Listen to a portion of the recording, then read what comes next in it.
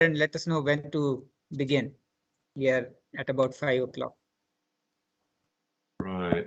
You're on mute, Anu. Can you hear me? Yes, I can hear you. Can you see my slides? Yes, I can see your slides as well. And it's just a single slide. It's not it's not two slides, right? I do see 2 slides. Oh, that's not good. Okay. Yes, I see the presenter view. Okay, let's try again. How about that? Yeah, single slide. Okay, excellent. Okay. So Perfect. So we'll just give a minute or two, and then we'll begin. okay. Yeah. Sure. Yeah. Thank you so much for accepting our invitation, Professor George Church. Oh yeah, my pleasure.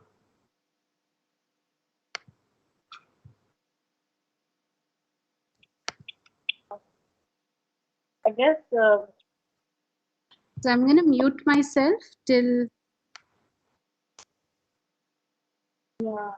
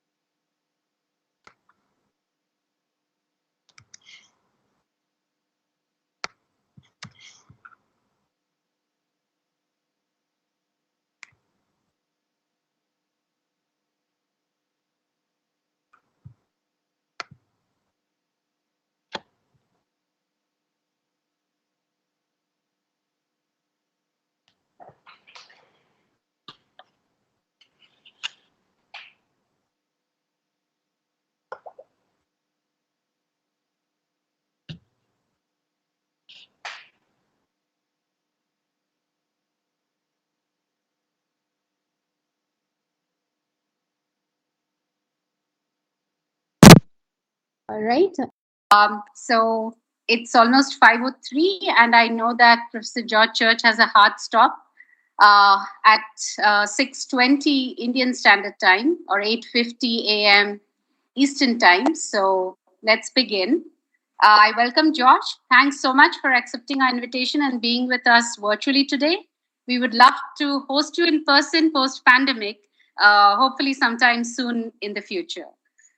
Thank you all for coming and joining us virtually together today for the 76th R.A. Mashelkar Endowment Lecture, a very illustrious series of talks sponsored in part by the NCLRF Foundation.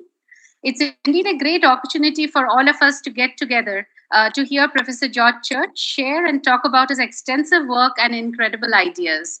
I have happened to hear him on more than one occasion, and his talks are definitely incredible and very inspiring. George is someone who almost does not need any introduction.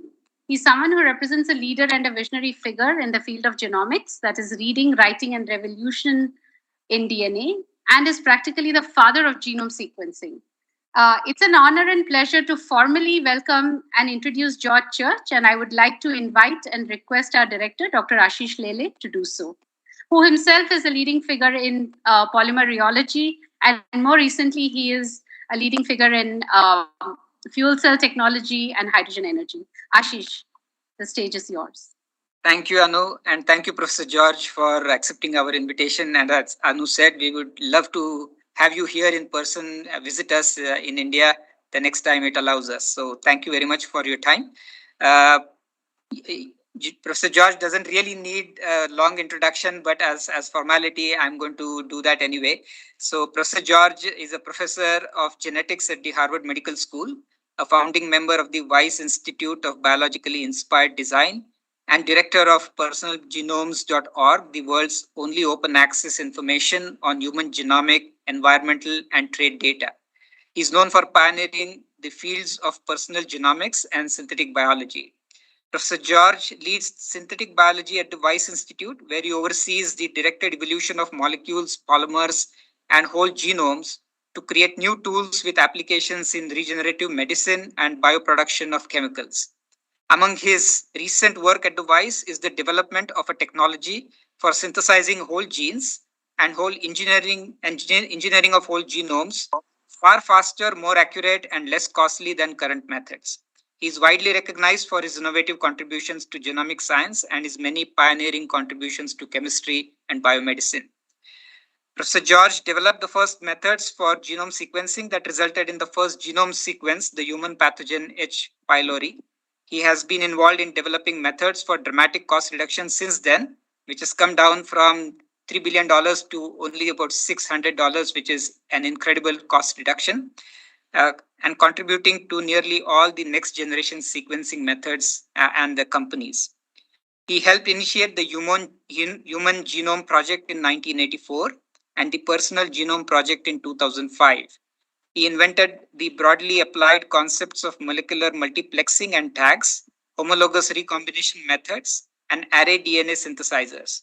His many innovations have been the basis for a number of companies, including Editas, Gen9 Bio, and Veritas Genetics. Professor George's team invented CRISPR for human stem cell genome editing and other synthetic biology technologies and applications, including new ways to create organs for transplantation, gene therapies for aging reversal, and gene drives to eliminate Lyme disease and malaria. More recently, the tech entrepreneur Ben Lamb is helping fund an ambitious and science fiction-like project by Professor George to revive the woolly mammoth, a creature that went extinct 4,000 years ago, and create a calf in as less as 6 years. And this is something that has caught the fancy of the media, and all of us have obviously been hearing this. Professor George is the director of IARPA and NIH Brain Projects and the NIH Health Center for Excellence in Genomic Science. He has co-authored more than 500 papers and 130 patent publications and one book, Regenesis. His honors include the Franklin Bauer Laureate for Achievement in Science, the Time 100, and election to the National Academies of Science and Engineering. Professor George strongly believes and advocates that the best way to predict the future is to change it. And so, without further ado, let's hear what Professor George has to say today on analysis, synthesis, and imaging of large molecules. Over to you, Professor George. Thank you very much. It's a very kind introduction. Very generous. I will share my slides.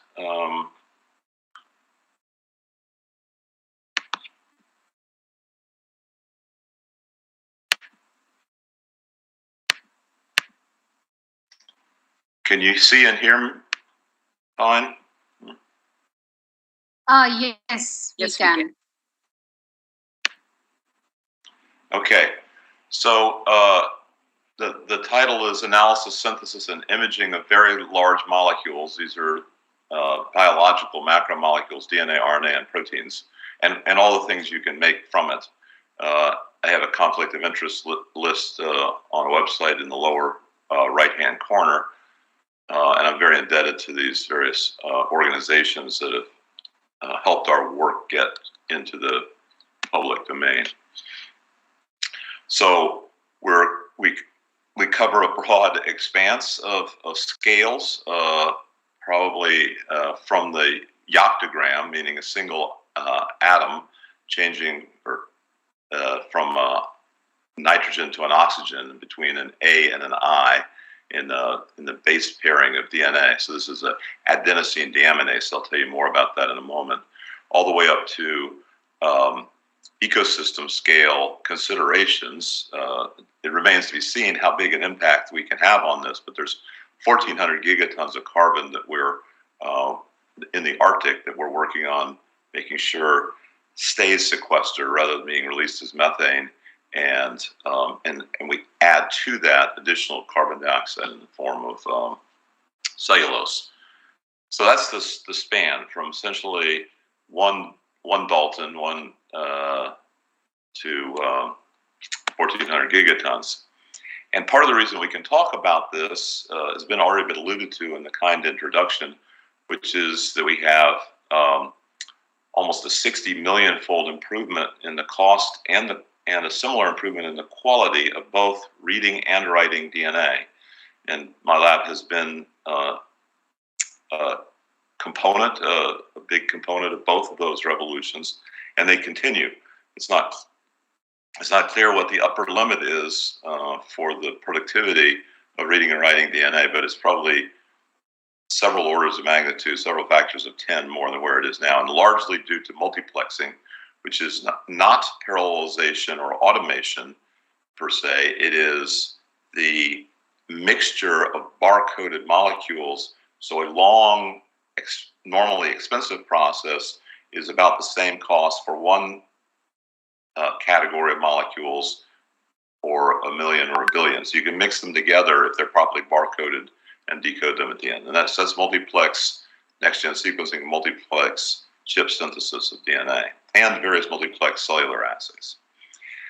I'd like to celebrate the world's progress on gene therapies, ranging from the most expensive drug in history, which is Zolgensma, which is aimed at a rare disease, spinal muscular atrophy, or SMA, to 3 companies that have used variations on gene therapy to deliver vaccines. So AstraZeneca has an adenovirus vector, and Moderna and Pfizer have a lipid nanoparticle delivery, and they both include a single gene, either in DNA or RNA form. And this has brought the price down from $2.5 million for a rare disease to as little as $4 per dose for basically a gene therapy. And that's because of the size of the market. It is a big factor there. So when we talk about gene therapies and cell therapies, so cell therapies often are ex vivo gene therapies. We have 4 basic categories of editing. This is broadly defined editing, meaning any kind of genome engineering, really. So you can add genes that are missing, you can subtract genes.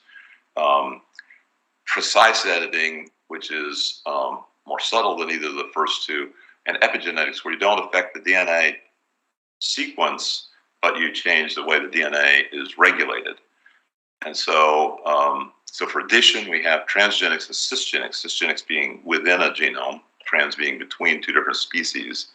Messenger RNAs is another way of adding, as we did with as we've seen with the vaccines. Nucleases is a good way to subtract, or I call it genomic vandalism.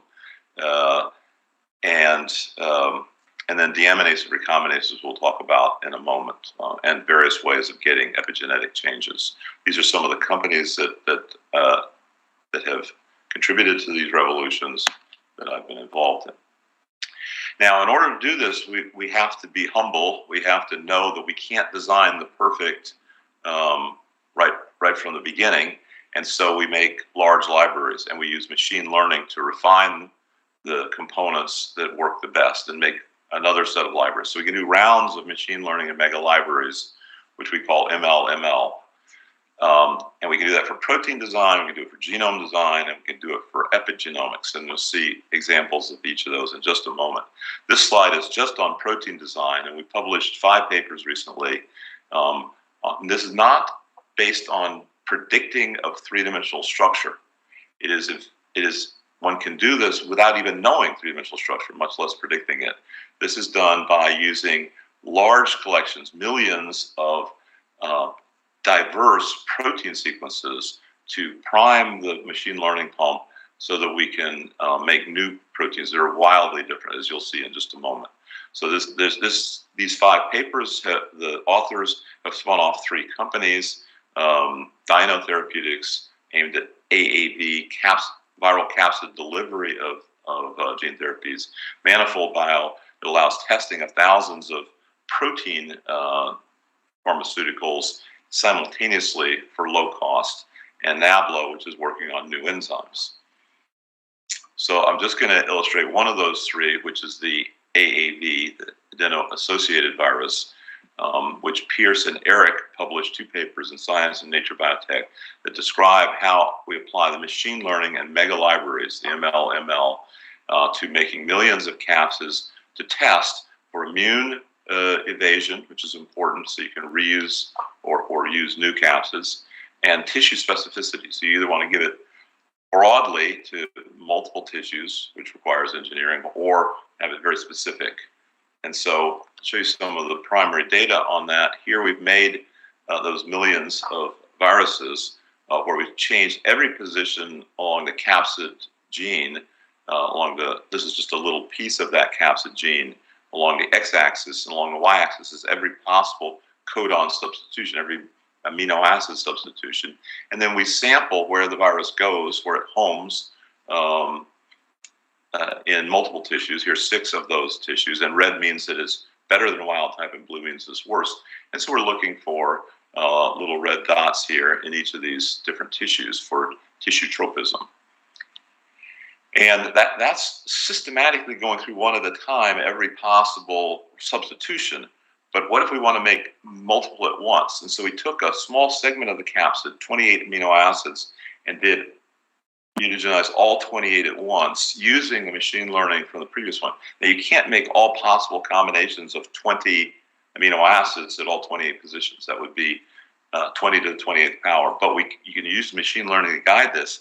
And you can see if we do it randomly, either poor algorithm or random mutagenesis, we can only make 4 changes before we break the capsid. It doesn't work. But with machine learning and the large libraries and logistic regression in particular, we can get essentially substitutions at every position, every amino acid position with the right combinations. So this is a huge difference between random and machine learning. Now we'd like to apply that that we use for proteins and viruses to epigenetics of the cells of our body. We want to be able to generate every cell type from our body, and to do that, our starting point is a large international effort to read out the epigenetic state, the RNA state of every cell throughout human development. And this is sometimes called the human cell landscape or the human cell atlas. And that's just a starting point for us, though, and it's not complete, but it's getting pretty close. We don't even know how many cell types there are, partly because there's fuzzy boundaries between the cell types in these 2-dimensional or multi-dimensional plots, where you categorize them based on their RNA transcriptional profile. So here's one from Han et al. In Nature. Now we've turned those observations into recipes, and we do that by using a transcription factor expression library. So we have expressed, we think, every transcription factor in the human genome, at least one expression clone for every open reading frame that could plausibly be involved in transcription regulation. This turns out to be over 1,700 such transcription factors, or TFs, and we have used these in various combinations to get up to 290 cell type recipes so far. And I'm just illustrating 3 of those recipes here. These are to make endothelial cells, neurons, and fibroblasts. And you can see here this heat map showing different transcription characteristic targeted transcriptions, RNAs, that respond to these transcription factors and produce morphology and behavior physiology of these respective cells, endothelial, neuron, and fibroblasts. Now, this is work of Alex and Peristu, who were postdoctoral fellows in the lab and now have started their own company, GC Therapeutics. Here's an example of an experiment that involves 3 cell types, 2 of them shown, where the axons, or A, of the neurons are wrapped with myelin, M, from the oligodendrocytes. And this wrapping seems to be perfect, both by electron microscopy here and by function, as you'll see in the next slide. So this wrapping of the myelin sheath is what happens normally in our white matter in our brain and the spinal column to allow action potentials on the axons to go quickly through those regions. And these are the parts that get demyelinated in serious demyelinating diseases like multiple sclerosis. So we wanted to be able to treat those diseases by implanting this mixture of these two cell types and endothelial cells to carry blood to the human organoids. So the human organoids are implanted into the mouse brain in a mouse that has demyelinating disease, very analogous to multiple sclerosis. And we can rescue that disease by this sort of coordination assay. And this is the sort of work that we're doing in preclinical animal trials to hopefully lead soon to human clinical trials. Again, this is Alex and Peristu at GC Therapeutics. Now, that was an example of a transplant from humans into mice. But if you go to transplants within humans, normally that's challenging to do even with two human beings, not between species.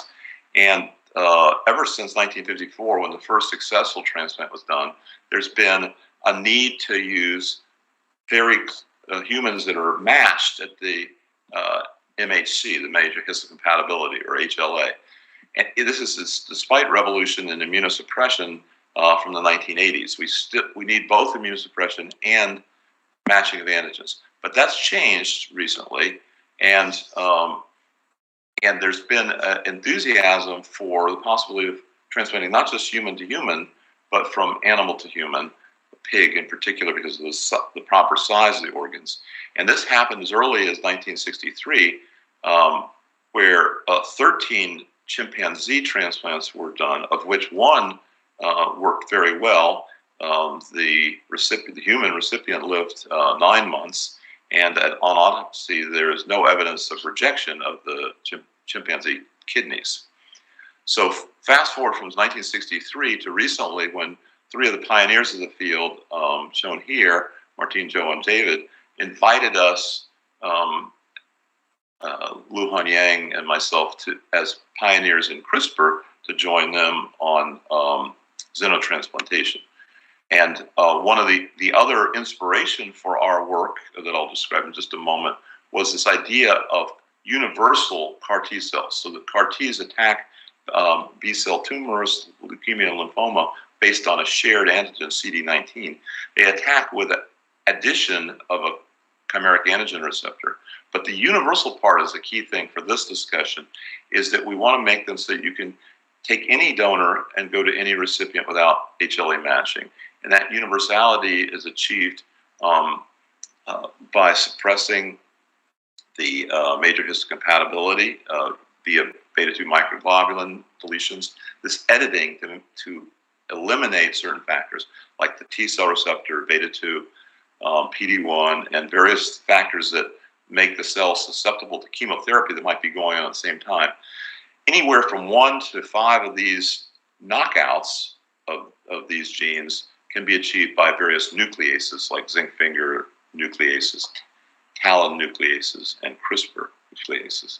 And this is one of the first successful treatments with the CAR T in this little girl. And but that's 1 or 2 or 3 edits. We found that when we collected the wish list of everybody in the xenotransplantation field, it looked like more like 42 edits. And we've now finished all 42 of those edits and published them in these series of papers in Science and Nature of Biomedical Engineering.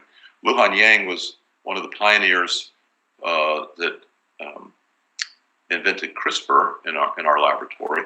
And she also co-founded these 2 companies that have taken these and similar germline edits of pigs into preclinical non-human primate trials at 3 hospitals, including Massachusetts General Hospital, where Jim Markman is the surgeon leading the surgical team and testing these, and they look very promising so far. Now, the goal of that is not just to alleviate the worldwide crisis in inadequate availability of organs, but to make organs that are better. So some of the reasons that a person needs a donated organ doesn't go away when they get the fresh organ. So it could be infectious disease, it could be other environmental factors. And so just like the transplant from human to mouse that I showed earlier for multiple sclerosis, like demyelinating, was an enhanced set of cells that are resistant to the autoimmune response. So that was already the case for that one. And similarly, for some of the organs we're developing, we can make them pathogen resistance, senescence resistant cancer, and even resistant to freezing and DNA damage. These have all been demonstrated in animals, and we're moving forward on introducing them into the pig organs. Now, in order to do that many edits, the 42 edits, or even 25 edits, which was our preliminary knockout of the endogenous retroviruses, we need to have we get toxicity. The double-strand break that comes from editing with CRISPR is toxic.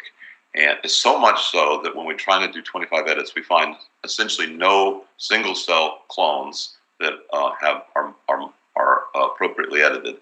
Well, if we use two empirically determined factors, a basic fibroblast growth factor and a p53 inhibitor, now we get almost everything is the correct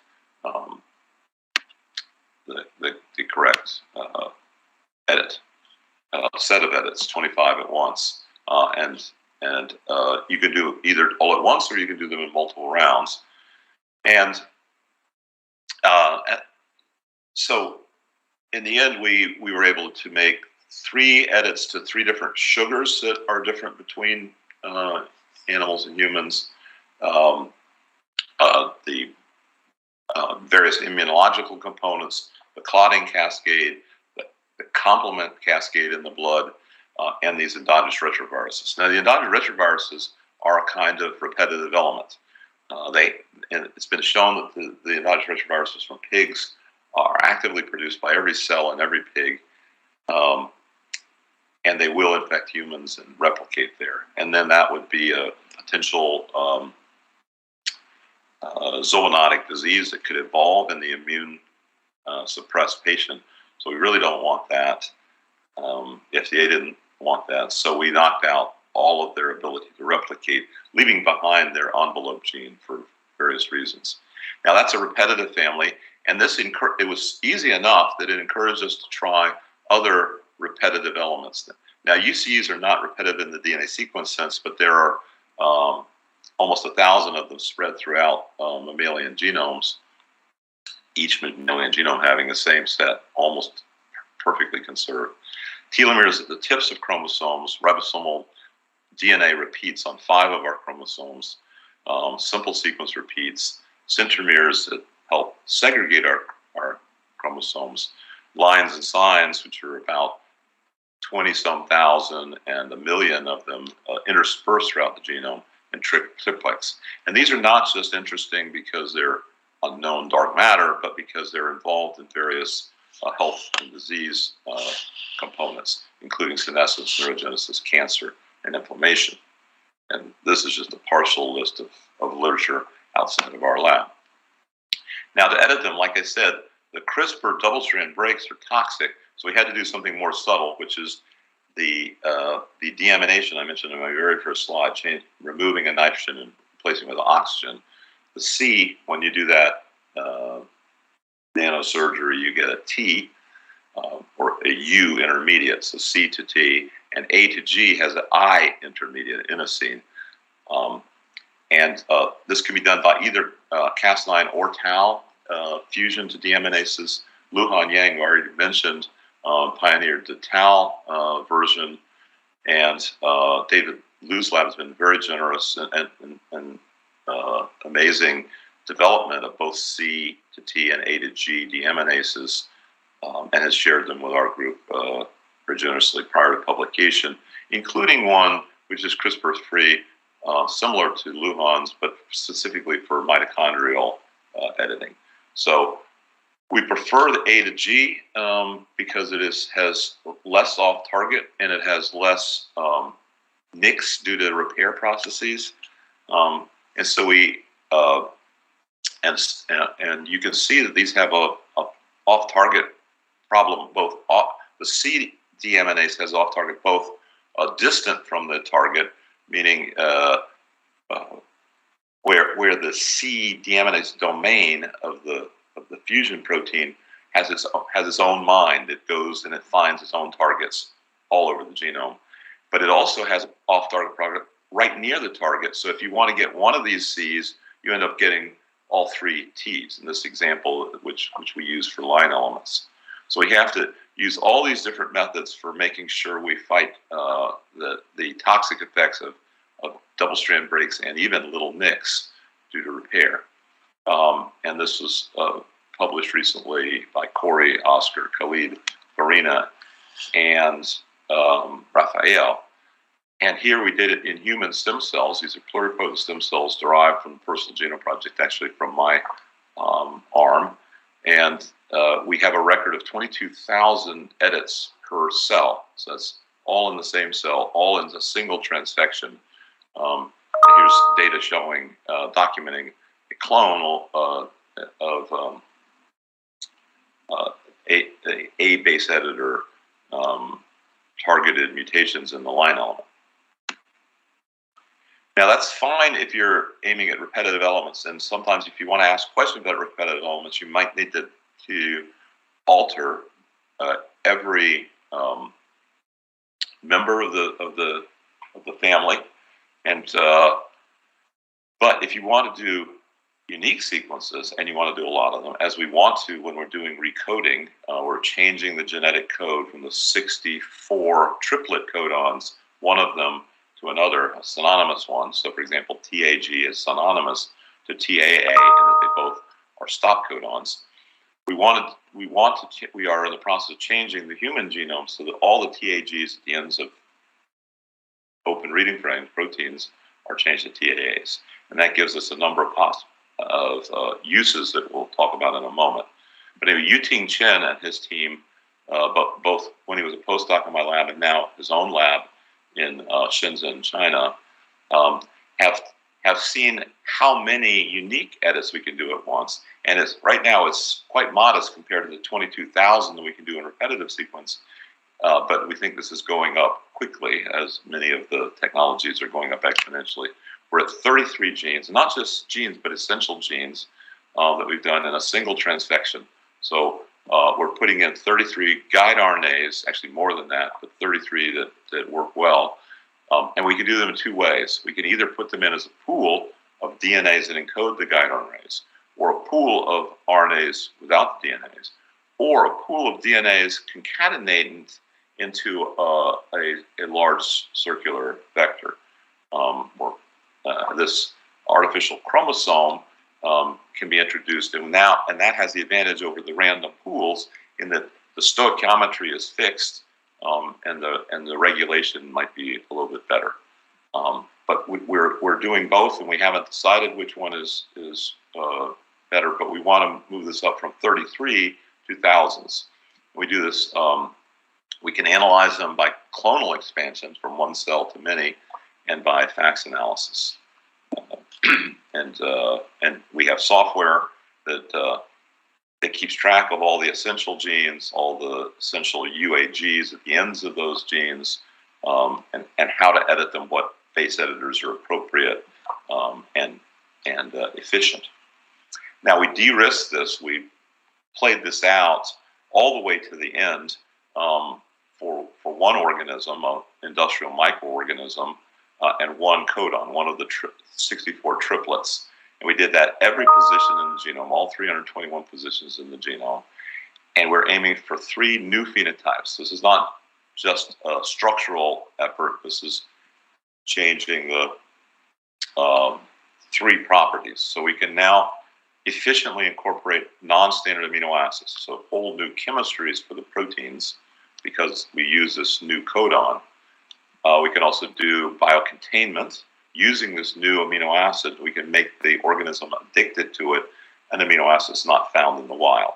And finally, we can use the new code to prevent not just one, but many, or even possibly all viruses. We think that this method does work in one organism for multiple viruses, and we think we can make it work in any organism for all viruses.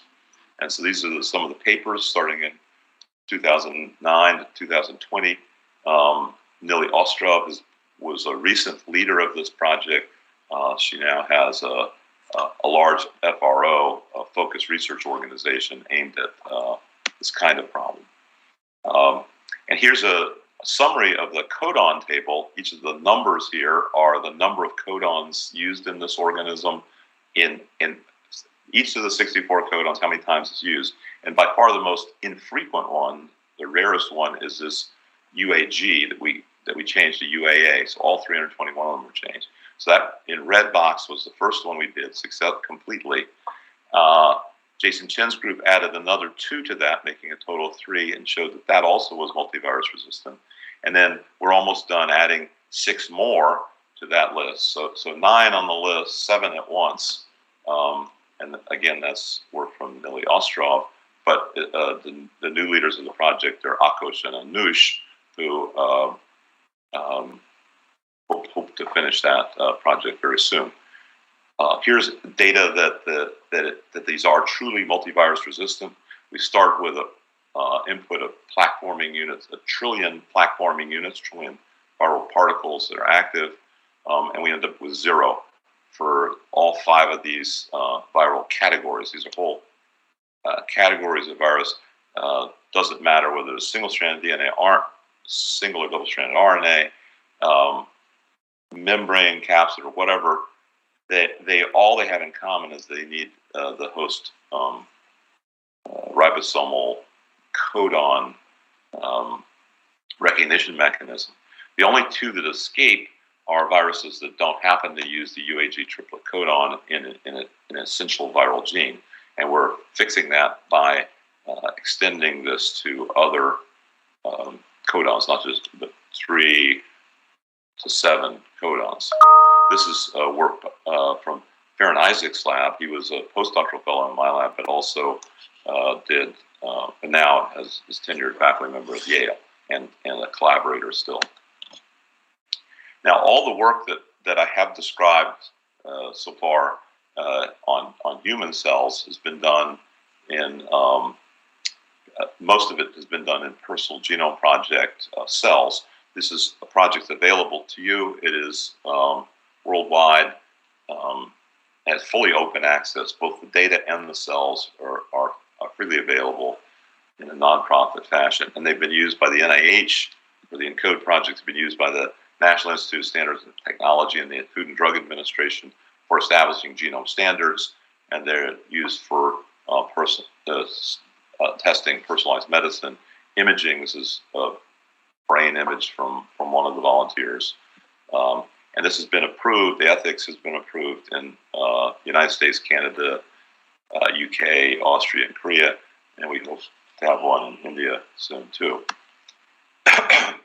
A lot of the sequencing progress that we've had, not just has been nanopore sequencing. They now have the longest DNA sequence reads, and you can see they're very small as well. This little box here is a nanopore. We hope that they will be part of your cell phone soon for analyzing not just things as exotic as the International Space Station, but your everyday exposure to environmental pathogens, allergens, and so on. But another large revolution in DNA sequencing is fluorescent next-gen sequencing. So these are not portable sequencing devices. They're quite large, but they have some interesting possibilities I'll mention. You've already seen this slide on exponential improvement. So like I say, these are large sort of person-sized devices from MGI and Illumina. But they all, I would argue, are a form of microscopy, fluorescent microscopy, that we started in 2003. And here's one that's based on the Nikon instrument that Jay Shanduri and colleagues published in Science. But they're a very limited kind of fluorescent microscopy in that they can only do a monolayer of molecules. They can only do a nanometer thick. And so that makes it hard for us to image a three-dimensional arrangement of molecules as occurs in cells organs. So to get that three-dimensionality, we adapted the same kind of technology, but now to three-dimensional imaging as occurs in confocal, in biplane, and light sheet optics. And here's two different systems here. The ReadCore system, recently acquired by 10x Genomics, and the Acuity Vutara Bruker family of instruments. And these are all three-dimensional. They're 1,000 to 10,000 times thicker than the conventional sequencing methods. And they handle DNA, RNA, and protein. And I'll show you an example of each of those kind of in closing here. This is in situ. These are typically fixed specimens, but I'll show you how we can also get time data that you normally would think of as happening in vivo. Now, these molecules, so these are the largest molecules in nature that I know of. They're of a defined sequence, and these are the chromosomes. And the largest human chromosome is about 250 million base pairs long.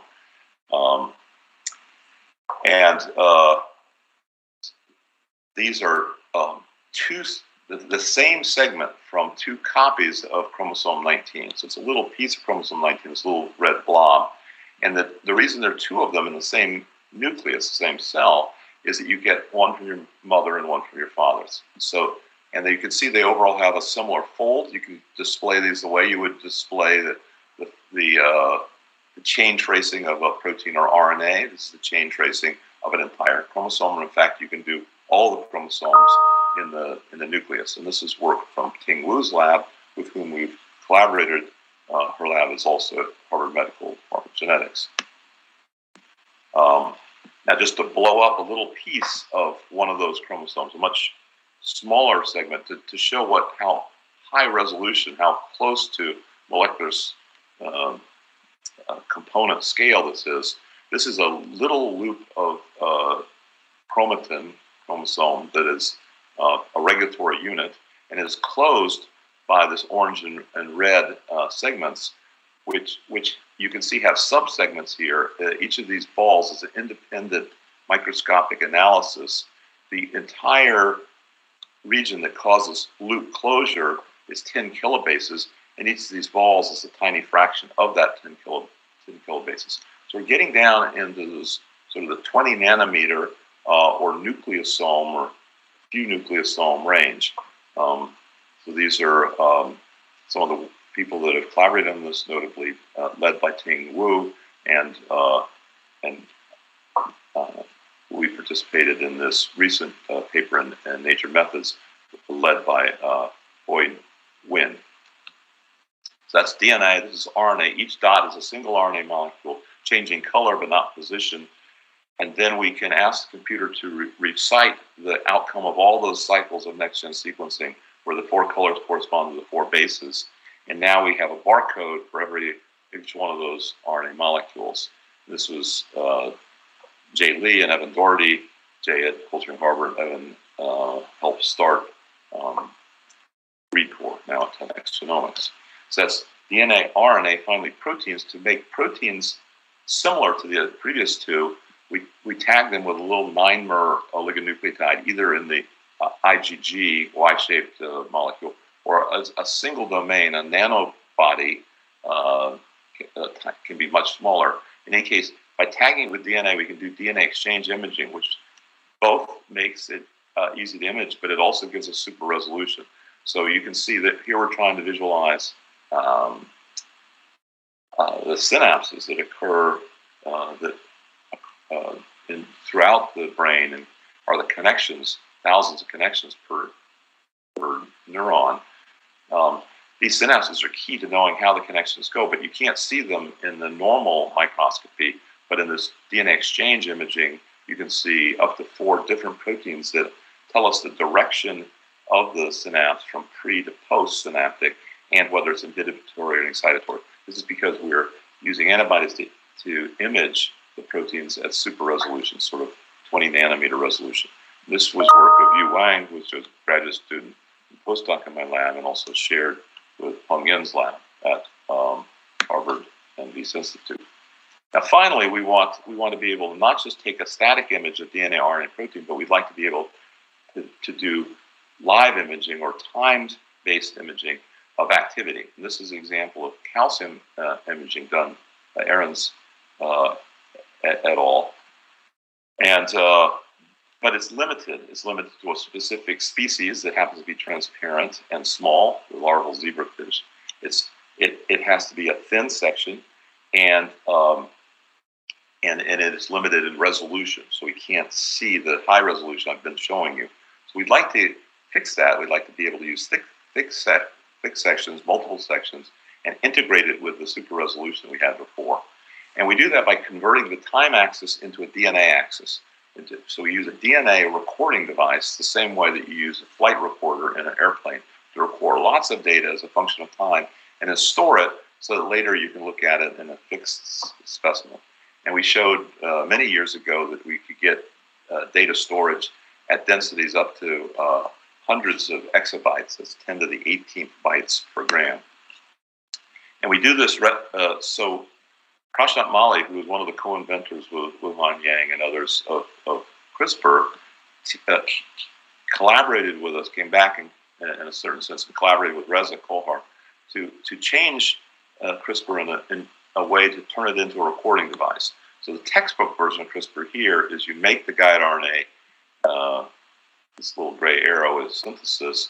The guide RNA binds to the nuclease in purple, it cleaves the target, and then nothing. Then everything stops happening because this target is destroyed. It no longer has anything to recognize. We changed that so its target is itself. It targets its own guide RNA. So even though it's over temporarily when it alters the target, edits the target, it keeps editing randomly, producing a wide diversity of signals, which we can image with this in situ imaging shown here in this science paper. So Reza put these homing guide RNAs, these guide RNAs that edit themselves throughout the genome in 40 to 60 different locations, so they wouldn't interfere with each other. If one gets deleted, it doesn't hurt an adjacent one. And this just shows the dramatic resilience of living systems to lots of CRISPR, both on target and off target. This is, dozens of randomly chosen guide RNAs that are getting even more random during developmental biology, going from the single cell egg to the adult animal without serious health consequences. They get to adulthood, and these mice are available freely through an NIH resource, and we can use the information as we can targeted sequence on those guide RNAs throughout the genome to see how each cell differs from adjacent cells in the anatomy of the animal, and then we can use that to reconstruct what happened as a function of time. And other labs have used our system to not only monitor and record the developmental lineage, but also the physiological changes, for example, hypoxic response. And we think that this is not obviously limited. So in terms of developmental biology, we can make discoveries when we reconstruct the phylogenetic tree. So each cell is more related to its sibling cells than to any other cell in the adult or embryonic body. And this goes all the way back to single cell. And we can construct these trees, and we discovered that the decision during development of forebrain versus hindbrain occurs earlier in development than the right-left decision. And I should emphasize that we think the amount of data that's being stored, we haven't retrieved it all, but we have stored 4 times 10 to the 12th, or 4 trillion bits of information, almost a terabyte of information, in a very compact state. So just 30 nanograms out of the 30-gram mass, so 1/billionth of the mass of the animal, which stores this vast amount of information. So I just want to open it up for questions to close the talk by thanking someone. I've already thanked many graduate students and postdocs in the talk, but I want to mention Ting Wu, whose lab does the DNA imaging in collaboration with us, and Ed Boyden, who's done DNA and RNA and protein imaging using expansion microscopy, and Farron Isaacs, who's a terrific collaborator on GP Right, which is about making these mammalian engineered recoding. And in particular, the mammalian recoding team is now Ariona and Yuting were postdoctoral fellows. Now Ariona is heading the effort for the cold-resistant elephants in Boston, and Yuting is in Shenzhen, China, running his own lab, collaborating with us on this kind of genome recoding. And Revive and Restore has also been very helpful in getting our elephant project going. Stephen Casper did amazing software development for the mammalian recoding. So period, full stop. Thank you very much. I will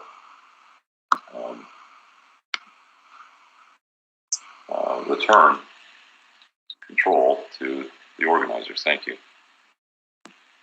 Thank you so much, George, for this wonderful and insightful presentation. I'm sure every one of us have enjoyed it. Now we will take some questions. So I open up the floor to question and answers to all the audience. You can either unmute yourselves and ask your question or type it in the chat box, please. This talk is also being streamed live on YouTube, so I will be looking at the chat in the YouTube section also for question and answers.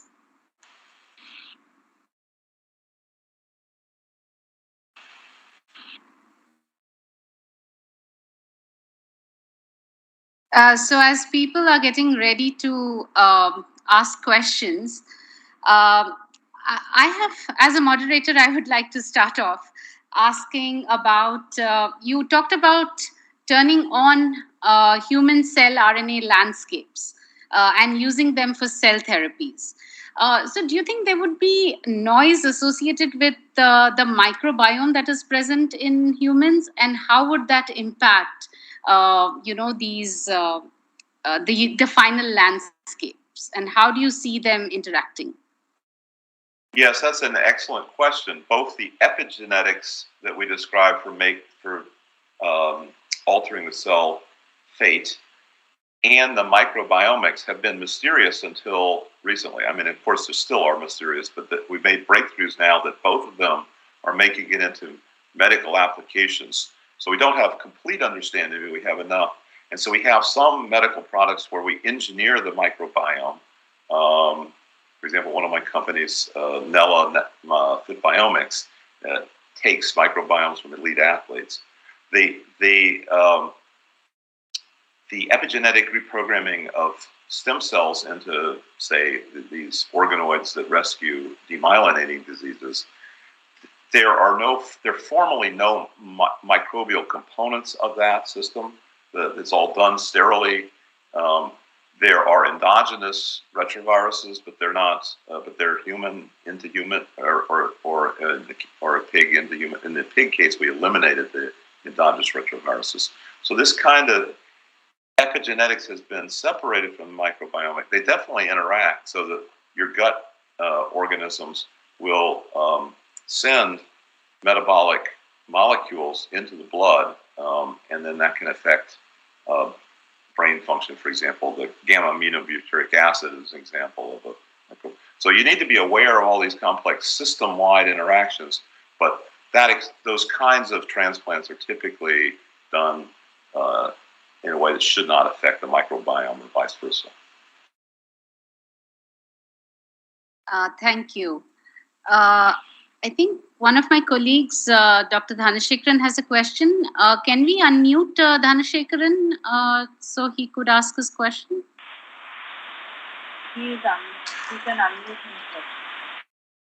Yeah, hello, Professor Church. So it's really a fantastic talk. So my question, I just put in the chat, but the same question I can ask, which is, how do you monitor genome stability in this, modified, when the genomes are heavily edited at multiple locations?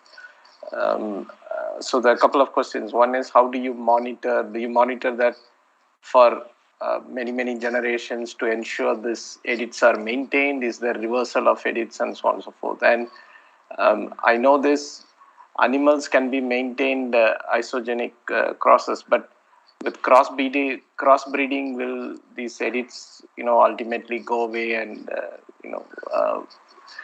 how is that sort of tackled? Right. So, there's essentially great question. There's two heavily edited animals that I discussed. One is the pigs, where we have 42 edits that are used for transplants. And then in the mice, we have 60 edits that keep changing. The first one is intended to be stable. They're intended to be homozygous, so that when we do the inbred strain, they breed true, and they breed just like any other strain of pigs. In fact, we've done it in multiple background strains, and it is stable. And the way we establish genome stability is by whole genome sequencing. And we now have multiple generations and dozens of healthy pigs that are being used for organ transplants in these preclinical trials. So that, I think, is fairly well established stability. For the mouse, that is intentionally unstable, and we monitor the instability at each of the guide RNAs by targeted sequencing throughout the lifetime, and that's the basis of the method. They are stable between generations because we keep the CRISPR separate from the guide RNAs, so they're in separate strains, and they're only crossed in when we want to do an experiment. It nevertheless is challenging to maintain the strain because they're not homozygous, like the pig is homozygous. In this case, they are not, and that means we have to check them at each generation by standard breeding methods, where you'll take PCR analysis from skin from the animal. But this is not done by us. This is done by an NIH resource where they are. We can also freeze them, so you can freeze the embryos, so we can always go back to them if it starts to drift. Yeah, thanks. That's amazing that we can actually follow these animals by sequencing for many generations. So the last question I have is going back to the beginning of your talk. You talked about how we can knock out this HLA antigens to get tissues which can be universal donors, which don't have the rejection problem. But what about the native functions of HLA antigens? They have important functions in terms of immune response and just the tissue modeling and etc. Right. So right. How are those native functions compensated in this in this modified tissues which are donated? Right. So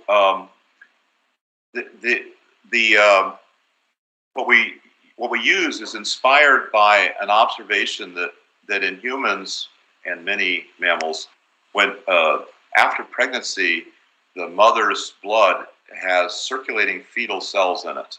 So these fetal cells have most of the immune functionality, and they survive for many years, sometimes decades, in the maternal system without being rejected by the mother. They should be rejected because they have the father's antigens in them, but they're not.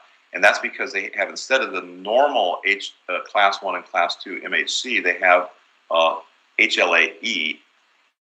HLA-E has some of the functions of class 1 and 2, but is not rejected. So that's one of the strategies that we're using to answer your question. Yeah, sure. Thanks a lot. The next question is by another colleague of mine, Dr. Premnath. Can someone unmute Dr. Premnath so he can ask his question directly? Hello, can you hear me? Yes. Yes. Professor Church, I wanted to request you to comment a little bit on how you see the future of gene therapy using some of these base and gene editing tools evolve in the coming years. The last one we heard about was, I heard about was ATTR, but how do you see it evolving over a period of time? What are the diseases that we can expect to see being resolved through gene therapy in the coming years, especially in the next, say, 5 to 10 years? So 10 years is about the amount of time it normally takes to go through a challenging clinical trial. The very shortest clinical trials are about 1 year now, say for vaccines. So 1 to 10 years is how long it takes. But many things are happening in parallel. So that those 10 years will see a revolution. And gene therapies were initially aimed at rare diseases, but I think now we're seeing them focused on common diseases. For example, the vaccines, unfortunately, very common disease, but also for aging. So essentially, all diseases are impacted by aging in one way or another. So a gene therapy that's focused on that could be very impactful for a variety of diseases, some of which are actually fairly early onset, adult onset, but early. And so we have one such drug, which is combination gene therapy of 3 different genes that has been through mouse studies and clinical trials in dogs for a veterinary application for dogs that die prematurely of things like mitral valve disease. It's aimed so far at about 7 different age-related diseases with one drug cocktail. And as soon as the dog studies are complete, we will begin human clinical trials. So that's an example of where, now that's gene therapy, that's not CRISPR, that's addition of 3 genes that you already have, or addition of regulatory factors that regulate those 3 genes. So there's no immune rejection of those, and it could be a permanent change. So I think that's example of what could be happening in the near future. They seem to be, as a category, they can be very safe and very low cost, which worried me when we first started on this, but it is less concerning now because of the tremendous success of the 3 vaccines, AstraZeneca, Pfizer, and Moderna. Thank you.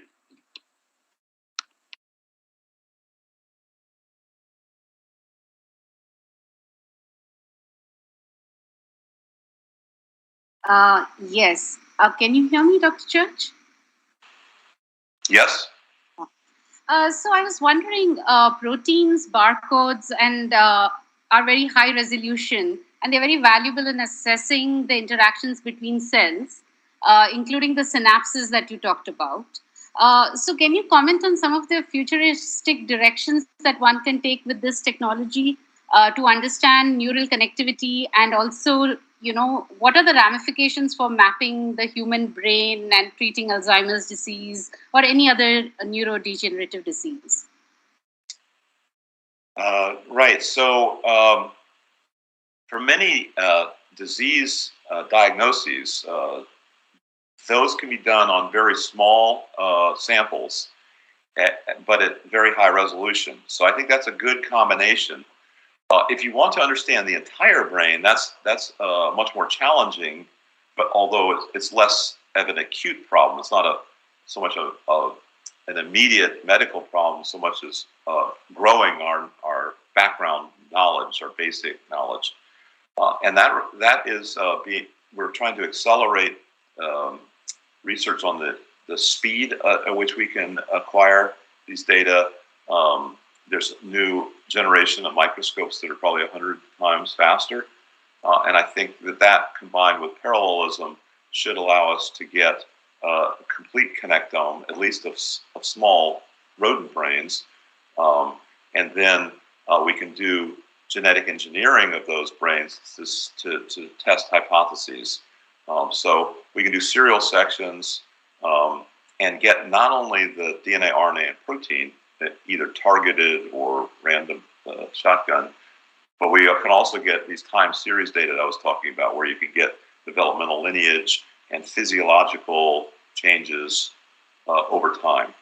So I think if you have that collection done at high speed and high resolution will be magical in its impact on neuroscience. And that was why we helped start the BRAIN Initiative back in 2011. And that's, in the United States, that's been a very impactful technology development project. So there's a question from Shikha. Shikha, can we have her unmuted so she can ask her question?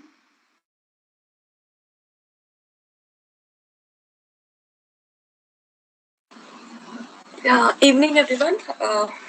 Nice talk, sir. And my question is, has there been any attempt on reversing the effect of teratogens, or do you see it as one possibility in the near future?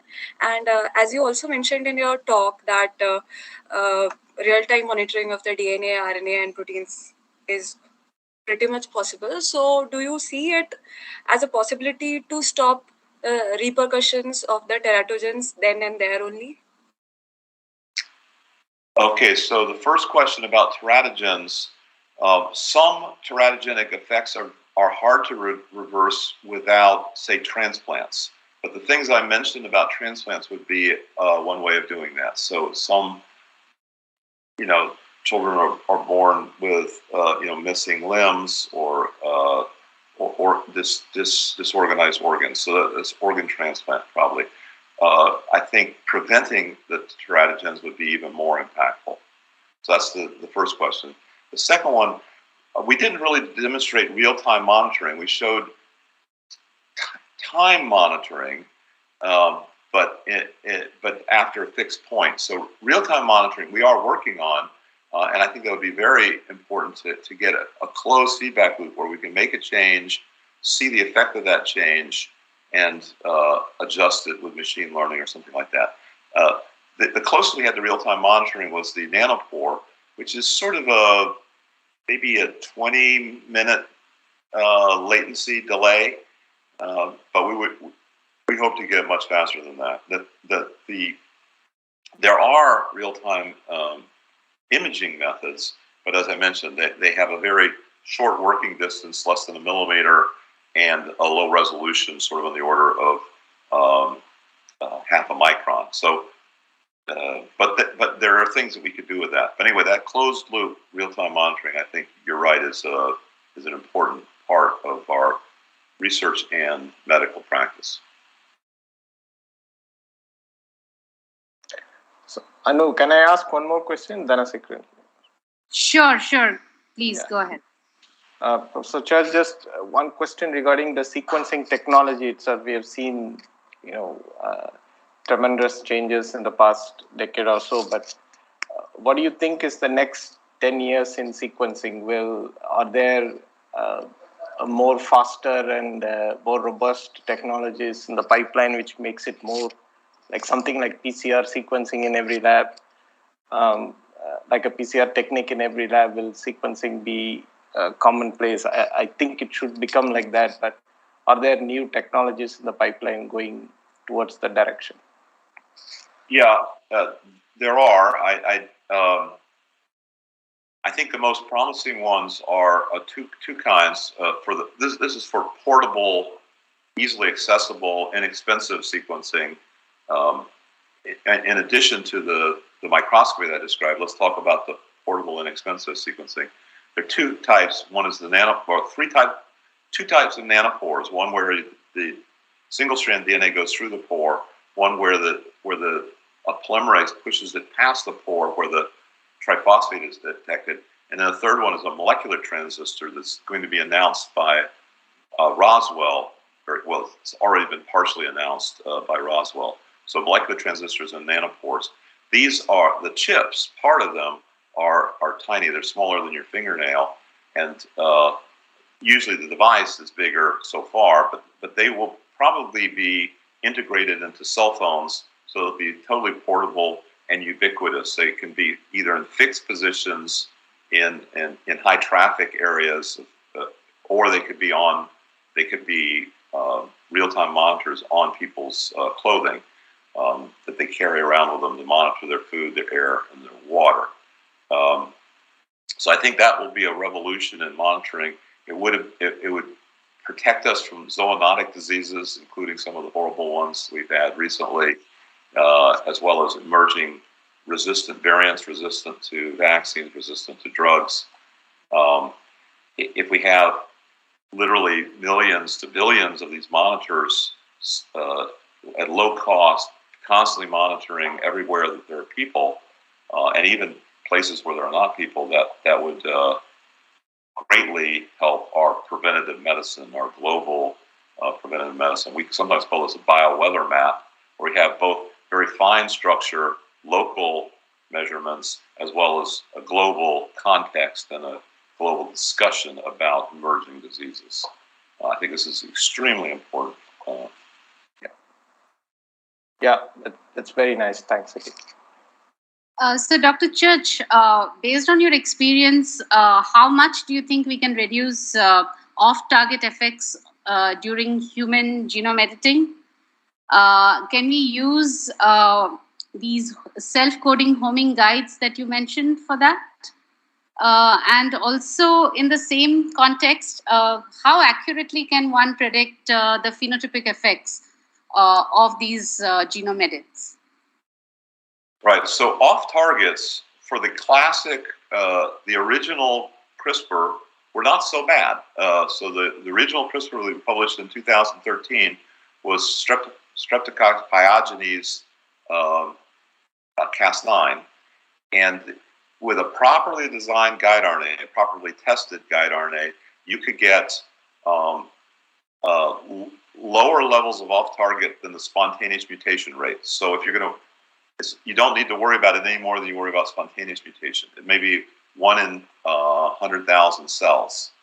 The place where it starts to become problematic again is when you're trying to get these base editors, these more precise base editors, like especially the cytosine base editor. That has a lot of off-target, and you know, some labs are working on that.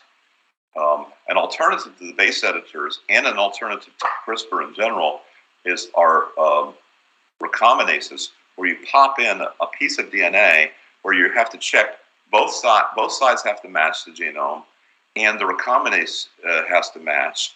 And so all that checking results in much more faithful, and the replacement, you replace it with a piece of DNA that you've sequenced in advance, so you know that it's the right sequence. So I think that's a very promising direction. One of my companies called Tessera is pursuing that, in particular with recombinases that are derived from the human genome, so they're not even foreign material. The way CRISPR is a foreign material from a bacteria, these recombinases are from the human genome, so they're native. Nice. We have one more question by Dr. Premnath. Premnath, would you? Yes, I wanted to ask you about something which is not strictly within the scope of what you spoke today, but I hope you can address it. One question relates to some of your efforts in the clean energy space and startups in that space as well. Can you tell us a little bit about those efforts, including LS9, for example? And the second one, a quick question is, as a researcher, how do you go about creating some of those startups? Because I think you have been involved in more than 20 startups now, it appears. So, and what has been the motivation driving the creation of those startups? So, clean energy or biofuels is a very challenging field because it's very inexpensive to just pull fuels out of the ground. It's not responsible, but it is inexpensive. And so that's what we're competing with. LS9 and another one of my startups, Joule, did very nice science. They discovered an enzyme that produces alkanes, meaning hydrocarbons, like gasoline and diesel fuel. And they did that by a decarbonylation reaction. So they each discovered this pathway. And they were merged as companies with companies that produce a lot of carbon dioxide, so that they work better if there's a high concentration. So in the atmosphere, it's only 0.05%, but the factories sometimes are producing at 30% carbon dioxide. So that's a good pairing, but it's still not quite good enough to to impact the world yet, anyway. So what we're doing now is working on carbon sequestration. So rather than working on the fuel side, working on pulling carbon dioxide out of the air. And that's better anyway, because even a biofuel, you just get one extra use. You take the carbon dioxide, Yep. Turn it into fuel, you burn it, it turns into carbon dioxide again. So you really, there's a net zero. What we need is net negative. We need to remove the carbon dioxide permanently out of the air. And that's what our carbon sequestration is all about. For example, one of them that got a lot of press is the elephant, but it's not the only thing that we're doing for carbon sequestration. The Arctic is a particularly good place to do that. Surprisingly, some people are surprised because they don't think of the Arctic as being a heavy photosynthesis, but it actually has more fixed carbon already than the rainforests, and that's because each year it's sequestered in a frozen layer. That sequestration is important. Now, to your second question was how do we start these things? I've co-founded 38 companies now.